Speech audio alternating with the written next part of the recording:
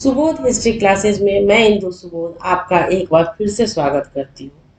आज मैं एक बात बताने जा रही हूँ कि जैन धर्म, बौद्ध धर्म और महाजनपद काल से संबंधित मैंने कुल 7 वीडियो तैयार किया है आपके लिए, जिसमें एक सेट में 25 प्रश्न है। इस प्रकार कुल प्रश्नों की संख्या 175 हो जाती है। यह मेरा दावा है कि इसमें से कोई भी प्रश्न बौद्ध धर्म, जैन धर्म और महाजनपद काल से बाहर नहीं जाएगा।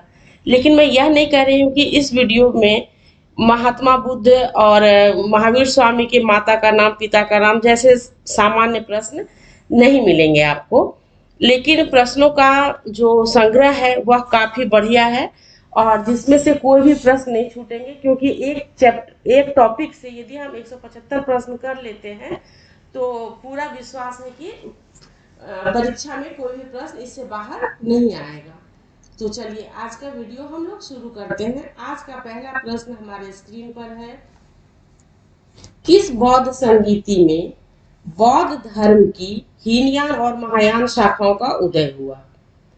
4 बौद्ध संगीतियां हुई थी, उनमें से किस बौद्ध संगीति में हीनयान और महायान शाखाओं का उदय हुआ था? पहला ऑप्शन है पहली, दूसरा दूसरी, तीसरा तीसरी और चौथा चौथी। तो चौथी बौद्ध संगीति में बौद्ध धर्म की हीनयान और महायान शाखाओं का उदय हुआ। दूसरा प्रश्न, बौद्ध धर्म की महायान शाखा औपचारिक रूप से किसके शासन काल में प्रकट हुई? पहला ऑप्शन है अजातशत्रु, दूसरा अशोक, तीसरा धर्मपाल और चौथा कनिष्क। तो कनिष्क के शासन काल में बौद्ध धर्म की महायान शाखा जो है वह औपचारिक रूप से प्रकट हुई थी। तीसरा प्रश्न, वल्लभी में आयोजित जैन सभा की अध्यक्षता किसने की? पहला ऑप्शन नागार्जुन, दूसरा कुंदकुंद, तीसरा स्कंदिल और चौथा बाहुबली। तो नागार्जुन की अध्यक्षता में वल्लभी में जो है वह जैन सभा का आयोजन हुआ था। चौथा प्रश्न है, जैन सभा में अंतिम रूप से श्वेतांबर आगम का संपादन हुआ? पहला ऑप्शन वैशाली में, दूसरा वल्लभी में, तीसरा पावा में और चौथा पाटलिपुत्र में। तो पाटलिपुत्र में जैन सभा के अंतिम रूप से श्वेतांबर आगम का संपादन हुआ था। पांचवा प्रश्न, घोषिताराम विहार का अवशेष कहां से प्राप्त हुआ है? अर्थात किस स्थान से घोषिताराम विहार का अवशेष प्राप्त हुआ? पहला कौशाम्बी, दूसरा नालंदा, तीसरा सारनाथ और चौथा नागार्जुन कोंडा। तो कौशाम्बी में घोषिताराम विहार का अवशेष मिला है। छठा प्रश्न, निम्नलिखित किस ग्रंथ में कहा गया है कि जब कोई व्यक्ति संघ में प्रवेश पाता है वह वर्ण विहीन हो जाता है? पहला सिंगालवाद सूत्र, दूसरा संयुक्त निकाय, तीसरा सोमदंड सूत्र और चौथा अंगुत्तर निकाय। अंगुत्तर निकाय में कहा गया है कि जब कोई व्यक्ति संघ में प्रवेश पाता है तो वह वर्ण विहीन हो जाता है। सातवां प्रश्न, बुद्ध की शिक्षाएं संकलित हैं। नीचे 4 ऑप्शन दिए गए हैं, इनमें से किस पिटक में या किस सूत्र में बुद्ध की शिक्षाएं संकलित है? पहला अभिधम्म पिटक में, दूसरा सूत्र पिटक में, तीसरा विनय पिटक में और चौथा नैपुल्य सूत्र में। तो बुद्ध की शिक्षाएं जो है वह सूत्र पिटक में संकलित है। आठवां, जातक कथाओं का वर्णन निम्नलिखित में से किसमें मिलता है? पहला सूत्र पिटक, दूसरा अभिधम्म पिटक, तीसरा विनय पिटक और चौथा सभी सही है। तो सूत्र पिटक में जातक कथाओं का वर्णन मिलता है। नवा प्रश्न, बौद्ध दर्शन का दार्शनिक विवेचन किस ग्रंथ में है? पहला सूत्र पिटक, दूसरा विनय पिटक, तीसरा अभिधम्म पिटक और चौथा जातक कथा। तो बौद्ध दर्शन का दार्शनिक विवेचन जो है वह अभिधम्म पिटक में है। 10वां प्रश्न, विनय पिटक का संकलन किसके द्वारा किया गया है? पहला ऑप्शन है महाकश्यप, दूसरा मोगलीपुत्र, तीसरा उपाली और चौथा आनंद। तो विनय पिटक का संकलन जो है वह उपाली के द्वारा किया गया है। 11वां प्रश्न, अणुव्रत और महाव्रत के प्रत्यय किसकी नैतिकता में अंतर्निहित है? पहला बौद्ध दर्शन, दूसरा जैन दर्शन, तीसरा गांधी दर्शन और चौथा गीता में। तो अणुव्रत और महाव्रत के प्रत्यय जो है जैन दर्शन की नैतिकता में अंतर्निहित है। 12वां प्रश्न, बौद्ध धर्म के महासंघिक संप्रदाय की उत्पत्ति निम्नलिखित में से कहाँ हुई थी? पहला कौशाम्बी, दूसरा पाटलिपुत्र, तीसरा राजगृह और चौथा वैशाली। वैशाली में बौद्ध धर्म के महासंघिक संप्रदाय की उत्पत्ति हुई थी। अब हम 13वें प्रश्न की तरफ बढ़ते हैं। तो 13वां प्रश्न है, महात्मा बुद्ध के प्रमुख शिष्य आनंद की प्रथम बौद्ध संगीति में भूमिका थी। अर्थात आनंद की महात्मा बुद्ध के जो प्रमुख शिष्य थे उनकी प्रथम बौद्ध संगीति में क्या भूमिका थी? पहला, बौद्ध धर्मावलंबियों के विभाजन को रोकना, दूसरा सभा की अध्यक्षता करना, तीसरा सुत्त पिटक का पाठ करना और चौथा मठों के नेतृत्व को व्यवस्थित करना।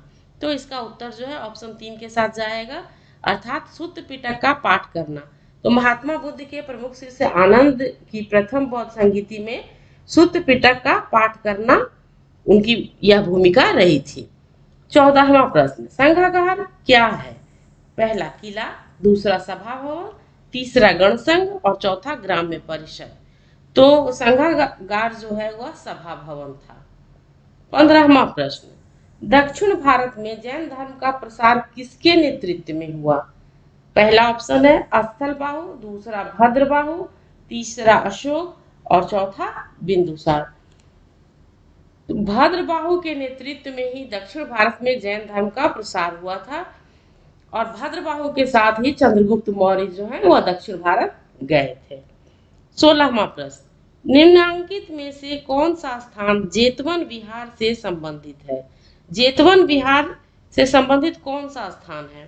पहला पिपरहवा, दूसरा सहेत, तीसरा महेत और चौथा तिलौरा कोट। तो महेत को ही जेतवन विहार कहा जाता है। 17वां प्रश्न, ललित विस्तार ग्रंथ किस संप्रदाय से संबंधित है?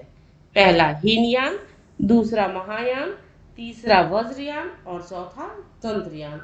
तो महायान संप्रदाय से संबंधित है ललित विस्तार ग्रंथ। 18वां प्रश्न, गौतम बुद्ध के शरीर अवशेषों पर निम्न में से किस स्थल पर शाक्यों ने स्तूप बनवाया था जिसका समर्थन पुरातात्विक साक्ष्य करते हैं? पुरातात्विक साक्ष्य से यह प्रूफ होता है कि गौतम बुद्ध के शरीर के अवशेष से शाक्यों ने स्तूप बनवाया था।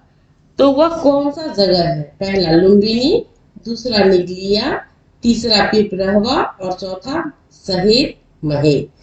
तो इसका उत्तर जो है वह पिपरहवा के साथ जाएगा। यूपी के बस्ती जिला में कपिलवस्तु है, वहीं पिपरहवा का साक्ष्य मिला है। अब हम अगले प्रश्न की तरफ बढ़ते हैं। तो अगला प्रश्न जो है वह हमारे स्क्रीन पर है। एक मिनट, अगला प्रश्न जो है वह हमारे स्क्रीन पर है। अगला प्रश्न 19वां है, पार्श्वनाथ को ज्ञान की प्राप्ति कहाँ हुई थी? पार्श्वनाथ महावीर स्वामी से पहले के तीर्थंकर। पहला ऑप्शन है विंध्य पर्वत, दूसरा समेत पर्वत, तीसरा खंडगिरी पर्वत और चौथा बराबर पर्वत। तो पार्श्वनाथ वो ज्ञान की प्राप्ति जो है वह समेत पर्वत पर हुई थी। 20वां प्रश्न में एक जगह आप देखेंगे कि जैन धर्म के अनुसार कायोत्सर्ग क्या है होना चाहिए था, लेकिन यहाँ पर गलत प्रिंट हो गया है, इसलिए आप लोग उसको कायोत्सर्ग ही समझेंगे। जैन धर्म के अनुसार कायोत्सर्ग क्या है? पहला ध्यान, दूसरा भजन, तीसरा मुद्रा और चौथा श्रवण। तो कायोत्सर्ग मुद्रा है। तीर्थंकरों की प्रतिमाएं जो है सामान्यतः कायोत्सर्ग मुद्रा में ही मिलती हैं। अब 21 से लेकर 25 तक के प्रश्न, जैसा कि पहले भी बताया जा चुका है कि सेट को मिलाना होगा या एक प्रश्न में से 4 प्रश्न रहेंगे। तो 21वां प्रश्न है, अंतिम 4 तीर्थंकरों व उनके चिन्हों के निम्नलिखित युग्मों में से कौन सा युग्म सुमेलित नहीं है? नीचे 4 जोड़ा दिया गया है, 4 युग्म दिया गया है, जिसमें कि तीर्थंकर का नाम है और दूसरे तरफ उनके चिन्ह दिए गए हैं। तो इसमें से कौन सा सुमेलित नहीं है? अर्थात 3 इसमें से सुमेलित है। तो महावीर स्वामी का चिन्ह जो है वह सिंह है, यह सही है। अरिष्ट नेमी का चिन्ह जो है वह शंख है, यह भी सही है। नेमी का जो चिन्ह है वह नीलकमल है, लेकिन दूसरा ऑप्शन जो है पार्श्व का चिन्ह वह हाथी नहीं बल्कि सर्प है। इस प्रकार दूसरा उत्तर जो है वह यहाँ होगा। अब 22वां प्रश्न, निम्नलिखित राज्यों में से किसका संबंध बुद्ध के जीवन से था? नीचे 4 राज्यों के नाम दिए गए हैं, उनमें से किन राज्यों का संबंध जो है वह बुद्ध के जीवन से था? पहला अवंती राज्य, दूसरा गांधार राज्य, तीसरा कोसल राज्य और चौथा मगध राज्य। तो नीचे कूट दिए गए हैं, उन कूटों के आधार पर हम देखेंगे कि कौन सा सही है। तो कोसल और मगध इन दोनों से बुद्ध के जीवन का संबंध रहा है, तो यह जो है उत्तर तीसरे ऑप्शन के साथ जा रहा है। 23वां प्रश्न, इसमें सूची 1 को सूची 2 से मिलाना है। सूची 1 में आचार्य के नाम दिए गए हैं और सूची 2 में उनके सिद्धांत हैं। तो आचार्य के नाम है लकुलीस, नागार्जुन, भद्रबाहु और गोसाल, और सिद्धांत है आजीवक, शून्यवाद, पाशुपत और जैन। अब हम यहाँ मिलाते हैं। लकुलीस का सिद्धांत था पाशुपत, जो कि ए है, तीसरे के साथ जाएगा। नागार्जुन का था शून्यवाद, बी का 2 के साथ जाएगा। भद्रबाहु का जैन धर्म, जैन, तो यह चौथे के साथ जाएगा, सी जो है चौथे के साथ जाएगा। और गोसाल का आजीवक संप्रदाय था, तो वह एक पहला के साथ जाएगा, डी। इस प्रकार हमारा उत्तर जो है वह ऑप्शन 2 के साथ जाएगा। 24वां प्रश्न, सूची 1 को सूची 2 से मिलाना है। सूची 1 में है त्रिरत्न, जातक, मुद्रा राक्षस और कथा सरित सागर। सूची 2 में है बौद्ध धर्म, जैन धर्म, सोमदेव और विशाखदत्त। तो त्रिरत्न का संबंध जो है वह जैन धर्म से है, जातक का बौद्ध धर्म से, मुद्रा राक्षस विशाखदत्त की रचना है और कथा सरित सागर जो है वह सोमदेव की। इस प्रकार हमारा उत्तर जो है ऑप्शन 4 के साथ जाएगा। अब इस सेट का अंतिम और 25वां प्रश्न, सूची 1 को सूची 2 से मिलाना है। सूची 1 में है वर्णाश्रम, दूसरा तीर्थंकर, तीसरा शिववाद और चौथा वज्रयान। सूची 2 में है बौद्ध धर्म, ब्राह्मण धर्म, जैन धर्म और वैदिक धर्म। तो ब्राह्मण धर्म जो है, वर्णाश्रम जो है वह वैदिक धर्म के साथ जाएगा, ए चौथे के साथ। तीर्थंकर जैन धर्म के थे, तो बी जो है वह 3 के साथ जाएगा।